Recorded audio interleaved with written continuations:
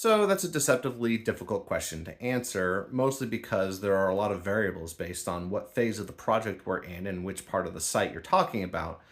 There will be phases in the process where we have land but no buildings, and then there's going to be various stages of expansion, etc. We've got the central village where the majority of buildings will be, and then there's open spaces such as commons and meadows, and then there's agricultural land, and finally woodland.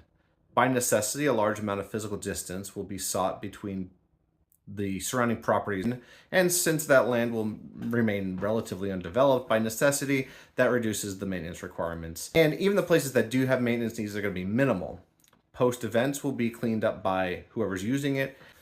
Agricultural land will either be tended as part of a long term living history project or surreptitiously tenanted by local farmers.